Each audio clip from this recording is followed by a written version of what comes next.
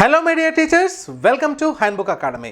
My dear teachers, ఈ క్లాస్లో మనము 8వ తరగతికి సంబంధించి అభ్యాసం 2 కంటే ముందు ఉన్నటువంటి బేసిక్ కాన్సెప్ట్, మరి అభ్యాసం 2లో ఉన్నటువంటి ఈచ్ అండ్ ఎవ్రీ ప్రాబ్లాన్ని సులభంగా సాంప్రదాయ మరియు షార్ట్కట్ పద్ధతిలో నేర్చుకునే ప్రయత్నం చేద్దాం. అయితే మై డియర్ టీచర్, మరి ఇందులో భాగంగా ఫస్ట్ కాన్సెప్ట్ ఏముందండి ఇక్కడ అంటే, ఫస్ట్ దేని గురించి మాట్లాడుతున్నాడు సార్ అంటే పైథాగరస్ త్రికాలు. దీన్నే ఇంగ్లీష్లో పైథాగరస్ ట్రిప్లెట్స్ అని అంటామండి. పైథాగరస్ ట్రిప్లెట్స్ అంటాం. చూద్దాం ఒకసారి. మరి కింది వాటిని గమనించండి అన్నాడు. 3² + 4² = 9 + 16. 3² అంటే 9, 4² అంటే 16 25 5². మరి 5² + 12² = 25. మరి 144, 25 + 144 = 169, దట్ ఈస్ ద 13² అని చెప్తున్నాడు. అంటే ఇక్కడ 3, 4, 5 మరియు 5, 12, 13 అనేటటువంటివి పైథాగరస్ త్రికాలకు ఉదాహరణ అనేటటువంటి కాన్సెప్ట్. అయితే మరి ఈ పైథాగరస్ త్రికాలని సులభంగా ఎలా గుర్తుపెట్టుకోవాలి, అసలు పైథాగరస్ త్రికాల యొక్క మీనింగ్ ఏంటి సార్ అంటే, A, B, Cలు అనేటటువంటివి 3 ధనపూర్ణ సంఖ్యలు అయితే, A² + B² = C² అయితే A + Bలను పైథాగరస్ త్రికాలు అని అంటారు. మరి ఏబీసీలకు ఒకటి తప్ప వేరే ఉమ్మడి కారణాంకం లేకపోతే ఏబీసీ ప్రాథమిక త్రికము అని చెప్తామండి. అయితే మరి ఈ కాన్సెప్ట్ని నేను ఒకసారి ఓవరాల్గా మీకు ఎక్స్ప్లెయిన్ చేస్తాను. ఇప్పుడు నేను చెప్పబోయేది కనుక జాగ్రత్తగా మీరు వింటే ఖచ్చితంగా ఈ పైథాగరస్ త్రికాల పైన ఉన్నటువంటి కాన్సెప్ట్ అనేది మనకు ఇటు రేఖాగణితంలో, క్షేత్రమితిలో, నెంబర్ సిస్టంలో కూడా ఉపయోగపడుతుందన్న విషయాన్ని మీరు ఇక్కడ గమనించాలి మిత్రులారా. అయితే మనం ఏం చేద్దామంటే ఒకసారి చూడండి. పైథాగరస్ త్రికాలకు సంబంధించి పైథాగరస్ త్రికాలలో భాగంగా అసలు పైథాగరస్ త్రికం అంటే, పైథాగరస్ సిద్ధాంతం అనేటటువంటిది ఒక లంబకోణ త్రిభుజంపై ఆధారపడి పనిచేస్తుంది. మనము ఒక లంబకోణ త్రిభుజాన్ని కనుక తీసుకున్నట్లయితే, ఇది ఒక లంబకోణ త్రిభుజం అండి. ఈ లంబకోణ త్రిభుజంలో ఇక్కడ 90 degrees, మీ అందరికీ తెలుసు 90 degrees ఇది, ఓకేనా. ఇక్కడ మిగిలిన ఈ 2 కూడా కోణాలు. ఇది టీటా అయినట్లయితే ఇది 90 - θగా చెప్పవచ్చు. ఎందుకు సార్ అంటే, ఇది 90 degrees అయితే మిగిలిన 2 కోణాల మొత్తం కూడా 90 degrees. త్రిభుజంలోని అంతర కోణాల మొత్తం 180 degrees అని మీకు తెలుసు. అందులో ఒక కోణం 90 degrees అయితే మిగిలిన 2 కోణాలు మొత్తం కూడా 90 అవుతుంది. ఒకటి టీటా అయితే ఇంకోటి 90 - θ, ఓకేనా. ఇది 60 అయితే 90 - 60 = 30. ఇది ఓకే, దాని గురించి తర్వాత విషయం. అయితే ఇప్పుడు మనం ఏం చెప్తుంది పైథాగరస్ సిద్ధాంతం అంటే, ఇది ఫర్ ఎగ్జాంపుల్ త్రిభుజం ABC అనేటటువంటి త్రిభుజం అయితే 90 degreesగా ఎదురుగా ఉన్నటువంటి ఈ భుజాన్ని మనం కర్ణం అని అంటామండి, కర్ణము అని అంటాం, ఓకేనా. మిగిలిన 2 భుజాలేమో భుజాలు, ఓకే. ఇదొక భుజము, ఇదొక భుజం అండి. సరే, ఇప్పుడు త్రికోణమితి గురించి మాట్లాడుకుంటే అది వేరే పేర్లకు వస్తాయి. ఈ టీటా అనుకుంటే ఇది ఆసన్న భుజం, ఇది ఎడ్డి భుజం వస్తుంది, అది అవసరం లేదమ్మా మనకు. ఇప్పుడు ఈ 2 భుజాలు ఇక్కడ. అయితే పైథాగరస్ సిద్ధాంతం ఏం చెప్తుంది మీ అందరికీ తెలిసిన విషయమే. కర్ణము మీది వర్గం అనేటటువంటిది ఒక లంబకోణ త్రిభుజంలో కర్ణము మీది వర్గం అనేటటువంటిది మిగిలిన 2 భుజాల వర్గాల మొత్తానికి సమానం అని చెప్తుంది పైథాగరస్ సిద్ధాంతం. సార్ మళ్ళీ ఒకసారి మాట్లాడాలి సార్. ఓకే, ఇప్పుడు ఏసీ అనేటటువంటిది కర్ణం అండి. AC² ఇక్కడ నుంచి ఇక్కడికి, ఇక్కడ చూడండి, ఫస్ట్ AB తీసుకుందాం. AC² = AB² + BC². AB² + BC² అండి. ఏసీ అనేటటువంటిది కర్ణము. ఒక లంబకోణ త్రిభుజంలో కర్ణం మీది వర్గం అనేది మిగిలిన 2 భుజాల వర్గాల మొత్తానికి సమానము. భుజము స్క్వేర్ ప్లస్ భుజము square my dear teacher.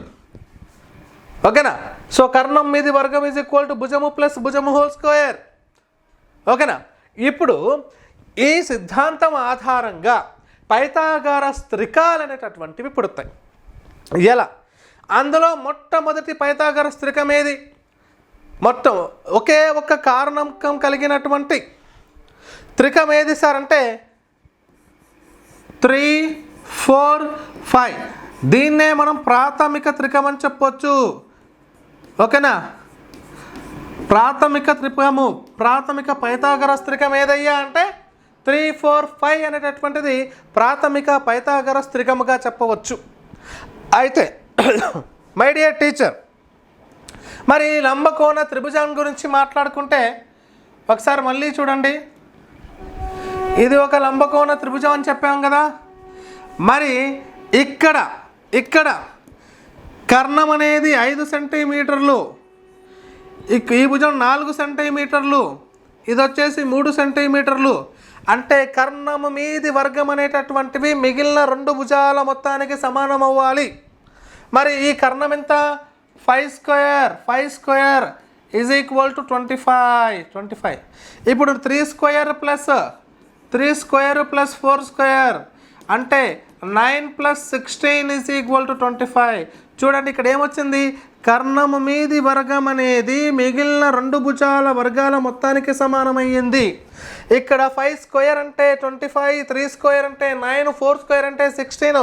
25 is equal to 9 + 16, then also 25 is equal to 25. It is clear. ఇలా వచ్చింది. అయితే మై డియర్ టీచర్, ఇప్పుడు మరి పైథాగరస్ త్రికాలన్నింటినీ ఈజీగా గుర్తుపెట్టడం ఎలా?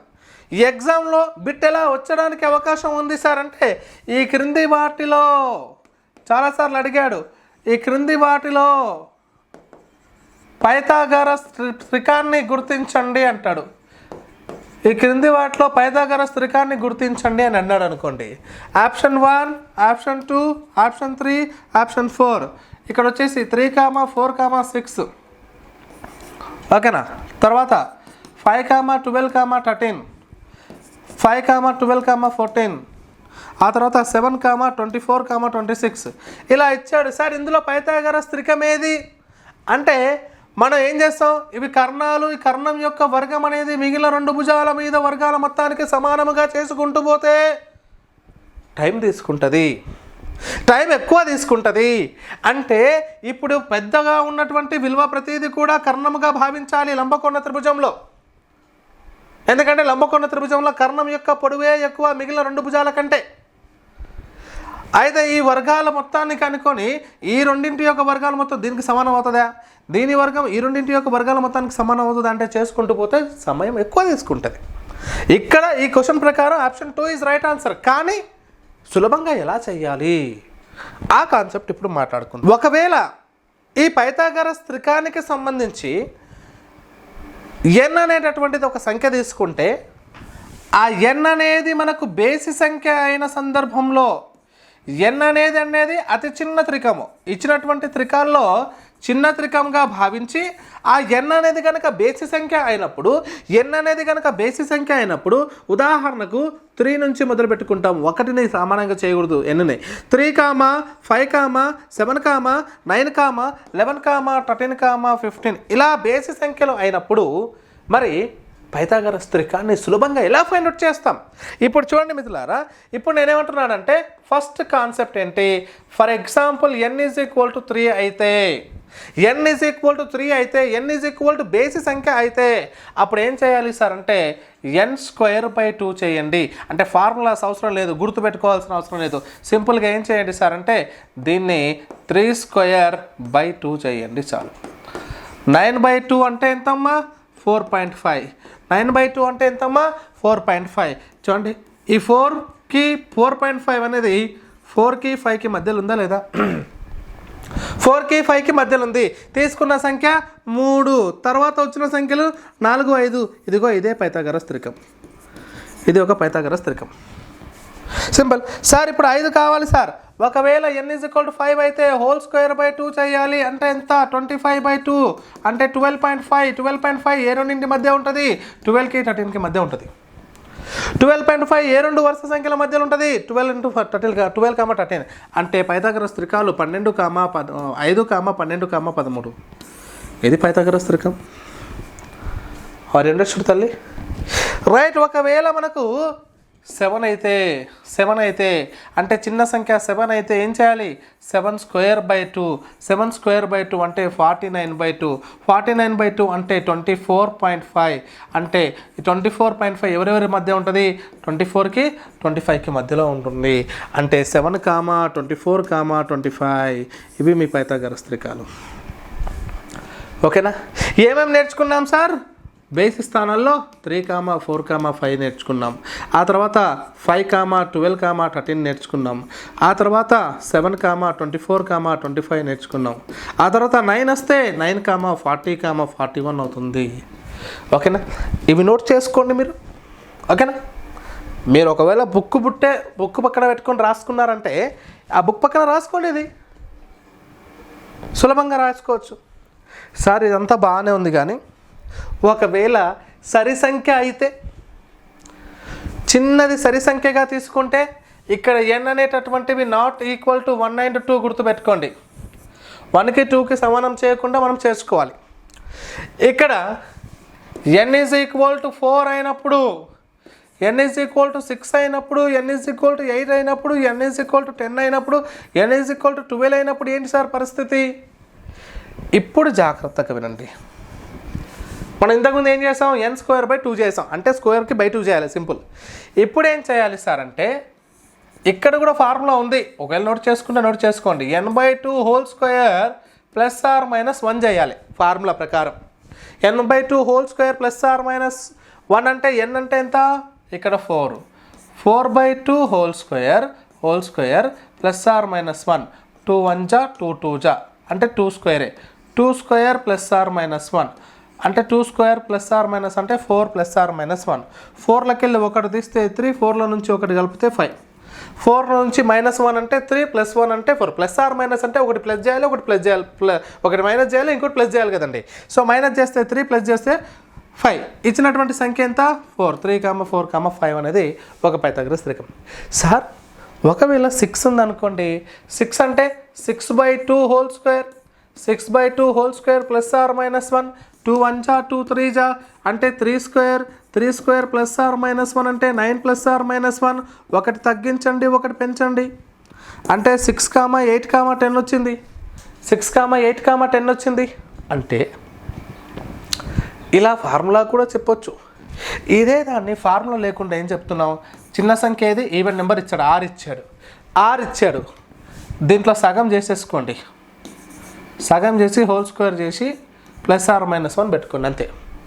మనం ఎలా గుర్తుపెట్టుకోవాలి? జనరల్గా మనం మాట్లాడుకున్నట్టు ఉండాలమ్మా.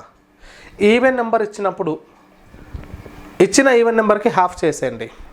హాఫ్ చేసి హోల్ స్క్వేర్ చేసి ఒకటి తీసేయండి, ఒకటి కలపండి. 9 -1 ఒకటి, 9 + 1 ఒకటి, 8, 10. ఇచ్చిన సంఖ్య 6.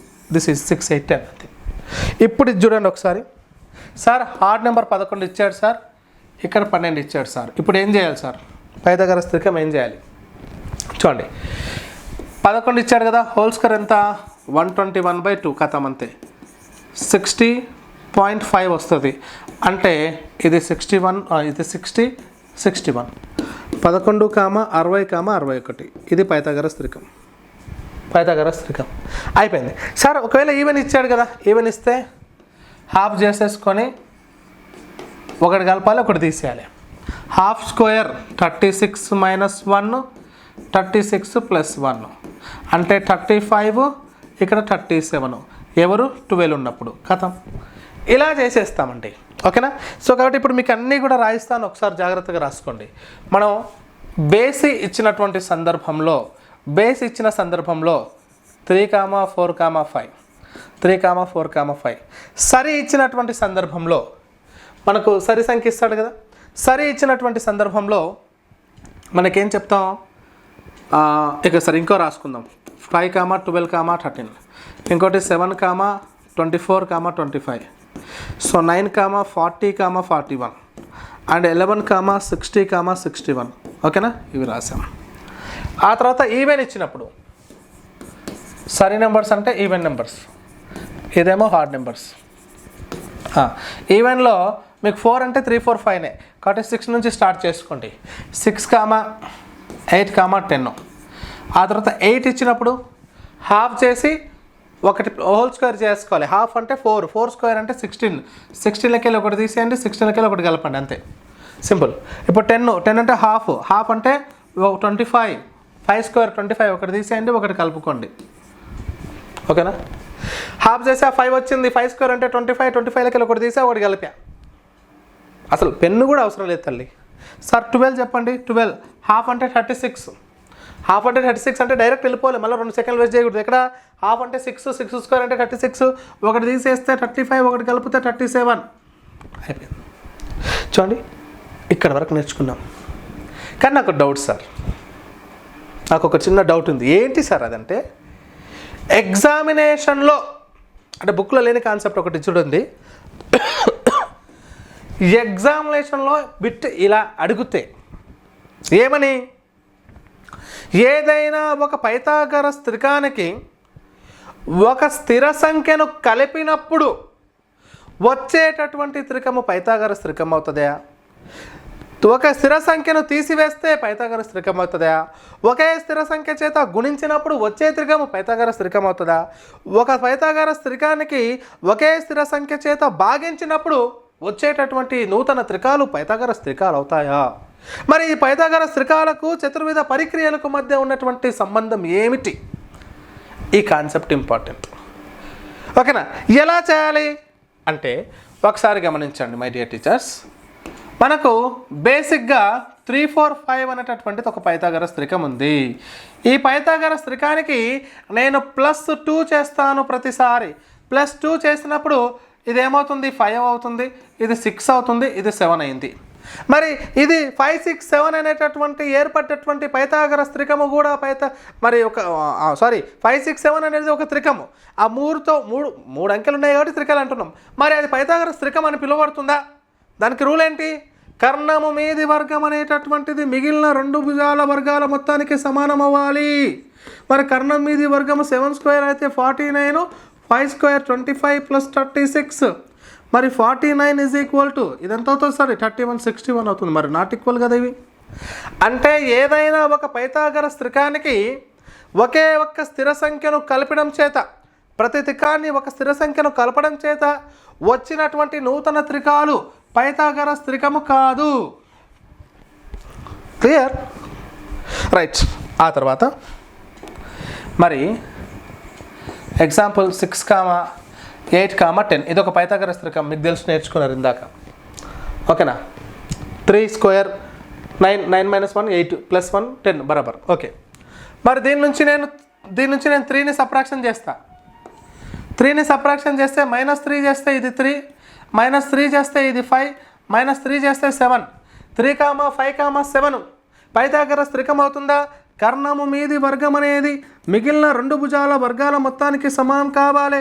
7 స్క్వేర్ 49, 3 స్క్వేర్ 9 ప్లస్ ఇక్కడ 25 అంటే 49 ఈజ్ ఈక్వల్ టు ఎంత అవుతుంది, 34.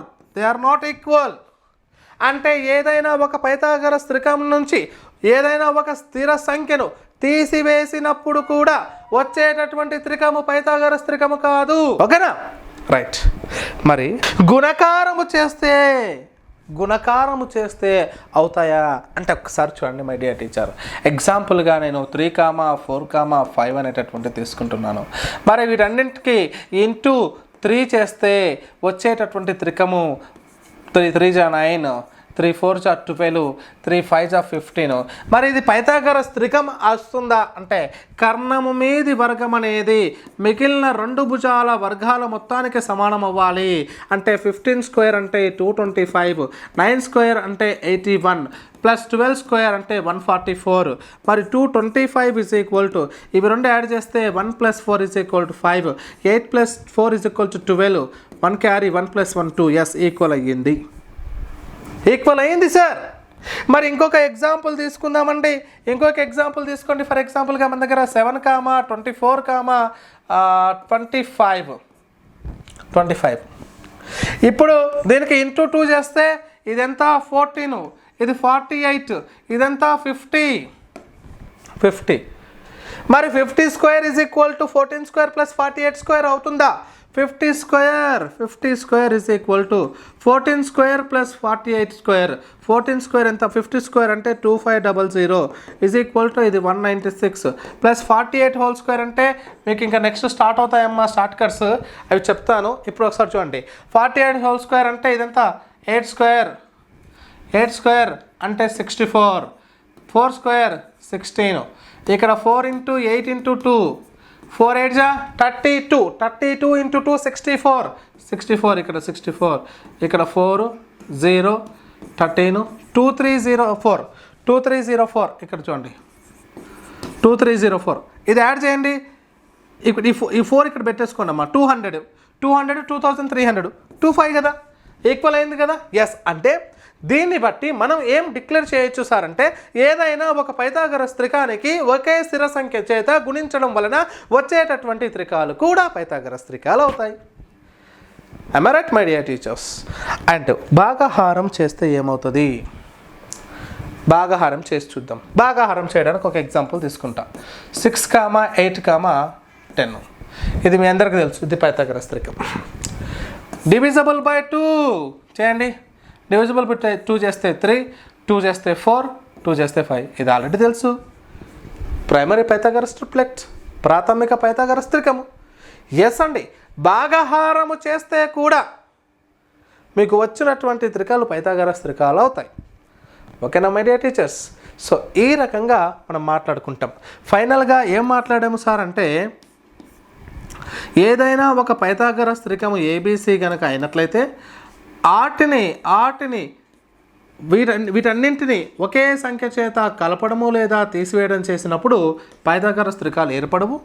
కానీ ఈ ఏబిసి అనేటటువంటి పైథాగరస్ త్రికాలకు ఒకే స్థిర సంఖ్య చేత గుణించినా లేదా భాగించినా పైథాగరస్ త్రికాలు వస్తాయి అనేటటువంటి విషయాన్ని మనం డిక్లేర్ చేసుకున్నాం. ఓకేనా మై డియర్ టీచర్స్? ఒక్కసారి టెక్స్ట్ బుక్లోకి వెళ్తాం. ఇక్కడ ఏం చెప్తున్నాడు? పైథాగరస్ త్రికం వరకు మాట్లాడుకున్నాం కదా, ఇవి చేయండి అన్నాడు. ఏం చేయాలి చూడండి, ఇక్కడ క్రింది సంఖ్యలు పైథాగరస్ త్రికాలు అవుతాయా కాదా సరి చూడండి అన్నాడు. ఇప్పుడు చెప్పినటువంటి పూర్తి కాన్సెప్ట్ ఈ దాని మీద అప్లై చేయండి. ఫస్ట్ వన్ పైథాగరస్ ట్రిప్లెట్ అవుతుందా? కాదు. అవుతుందా? కాదు. ఎందుకంటే 2 ఉంది. n2 తీసుకున్నప్పుడు ఏమవుతుంది? హాఫ్ చేస్తాం. హాఫ్ చేస్తే 1 స్క్వేర్ మైనస్ 1 అంటే 0. అది రాదు, కాబట్టి ఇది కాదు. రైట్. అందులో జనరల్గా మాట్లాడుకుంటే 4 స్క్వేర్ అంటే 16, ఇది 4 + 9 13 అవుతుంది, కాబట్టి కాదు. ఎస్, ఇది అవుతుంది సార్. ఎందుకంటే హాఫ్ చేస్తే 3 స్క్వేర్ అంటే 9, 9 1 తీస్తే 8, 1 కలిపితే 10. అవును సార్, ఇది అవుతుంది. చూసి చెప్పొచ్చు కదా. రైట్, ఇది చూడండి 9, 10, 11 ఇవి కావు. 9 అంటే హోల్ స్క్వేర్ 81. ఏం చేస్తాం? 9/2 4.5. ఇప్పుడు 9 ఉంది కదమ్మా, దాన్ని హోల్ స్క్వేర్ చేస్తే 81. 81/2 చేస్తే 40, 41 రావాలి, కానీ ఇది కాదు. 8, 4 15, 17. 8 అంటే హాఫ్ చేస్తే 4 స్క్వేర్ అంటే 16 కలిపి 1 చేస్తే 15, ఒకటి కలిపితే 17. రైట్, అయిపోయింది. ఇది పైథాగరస్ త్రికం, ఇది అవుతుంది. మరి ఒక పైథాగోరియన్ త్రికాన్ని తీసుకొని వాటి గుణిజాలను రాయండి. గుణిజాలతో ఏర్పడినటువంటి త్రికాలు పైథాగరస్ త్రికాలు అవుతాయా? ఈ కాన్సెప్ట్ కోసం నేను అదంతా చెప్పాను. Addition, separation, multiplication, division. Yes, ఏదైనా ఒక పైథాగరస్ తీసుకుంటే దాన్ని గుణిజాలు 1తో గుణించడం, ఈ పైథాగరస్ త్రికాలన్నింటికి 2తో గుణించడం, పైథాగరస్ త్రికాలన్నింటినీ 3తో గుణించడం, ఆ 3ని 4తో గుణించడం, ఆ 3ని 5తో గుణించడం చేసినా కూడా వచ్చేటటువంటి త్రికాలు పైథాగరస్ త్రికాలు అవుతాయి. ఓకేనా my dear teachers? And next వర్గమూలాలు అనేటటువంటి కాన్సెప్ట్ నెక్స్ట్ క్లాస్లో మాట్లాడుకుందాం.